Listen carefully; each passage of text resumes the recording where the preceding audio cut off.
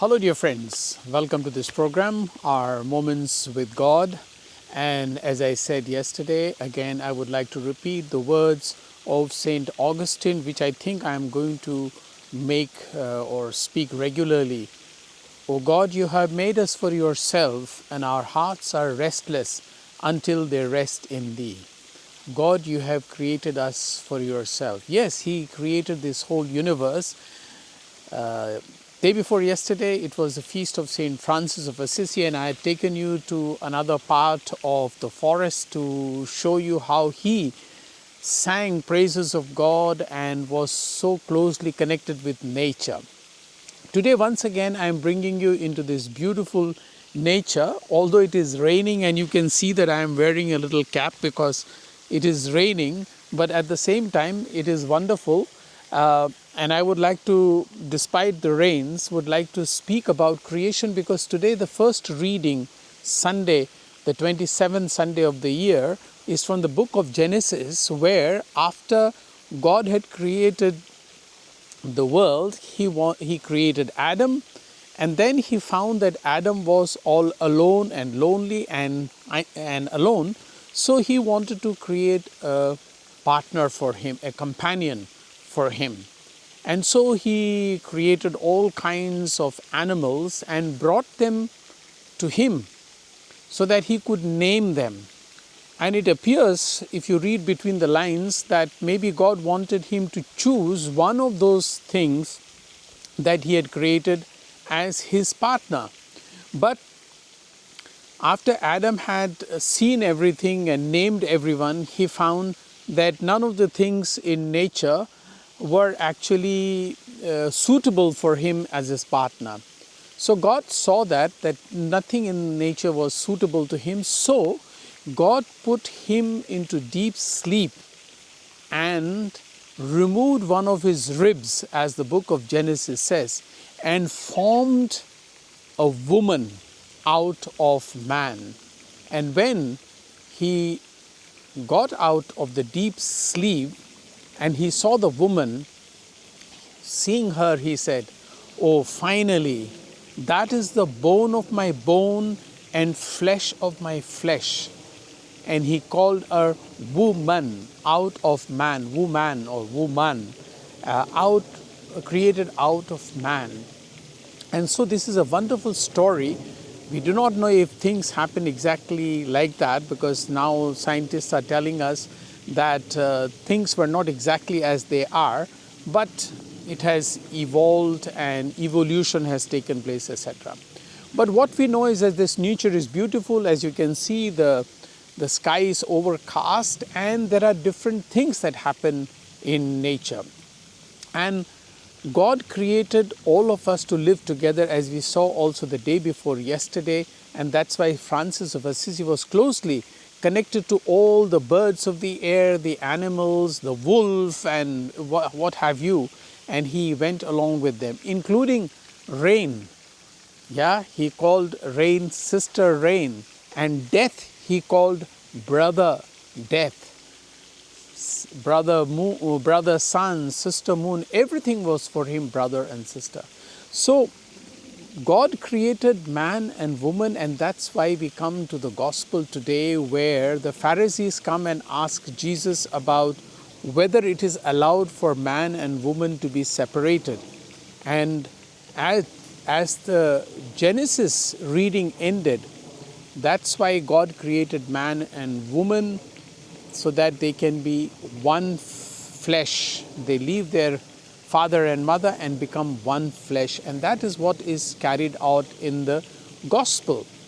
I hope I'm not making it too complicated, but quite simply, God created also the institution of marriage. That is what the point is. And the church compares this marriage of man and woman with Christ and the church. Christ is the bridegroom and the church is the bride. And they are both closely united with each other, and the church cannot be separated from the bridegroom, that is Christ, and Christ cannot be separated from the bride, that is the church. That is how close the relationship between a man and woman is as between Christ and his church. So come what may be it rain, maybe sunshine, maybe floods, maybe sickness, maybe. That's why in the promise of marriage, both husband and wife promise each other that in sickness or in health, in richness or in poverty, till death do us part, we will remain together. And that, I think, is very important, though I know that in this modern times, the rate of divorces, particularly in the Western countries, now it is coming also into India, are quite high, because either people do not respect the institution of marriage. Some say that yes, institution of marriage is also man-made. But what God wants to show us, and today particularly in the through the gospel and also in the first reading, no, God made man and woman for one another, and under no circumstances they should be separated from each other. And actually, just as Christ and the church are closely related to each other, these can be very beautiful relationship. Yes, there are also always difficulties in marriages, but that difficulty is also in any relationship. If you go to the office, there are also difficulties in offices. People say there is a lot of politics in office. Then if you go on a journey, there are also difficulties there. There are difficulties all over the world and in everything. There are huge conflicts taking place now in the world, wars taking place.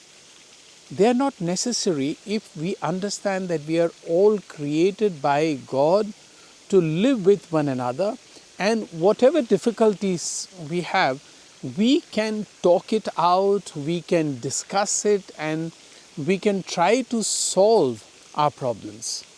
Yes, the church too has problems, and therefore the church always requires reform. It is mentioned in Latin, Ecclesia semper reformata. That means the church is constantly in need of reform. So also our relationships are constantly in need of reform. Whether we are married or not, even our human relationships, like I am single because I am a priest, and that is the requirement of the church, but still I have to deal with people. People have to deal with me. I too can get or do get into conflicts. Do I live in conflicts, or do I try to overcome those conflicts? Those are the challenges presented to us. But as the marriage is a sacrament, and what we promise before God, as Jesus says, what God has put together, let no man put asunder. What God has brought together, let no human beings have the right to separate them. Of course, there are a lot of arguments about some marriages which are absolutely difficult and impossible to live, and the church does allow separation, or what they call in official terms annulment, and that is possible. But by and large, the church expects that as Jesus suffered for the church, so can also both husband and wife, through suffering, pain, bring their love back. Ultimately, the whole game is based on love. Mutual respect, mutual love, mutual support. That is the secret of marriage. And even if there is rain or clouds or floods or fire, marriage and love can always remain and will always remain. And if you would like to subscribe to this channel, you may please do it now. I wish you all the very best. Thank you.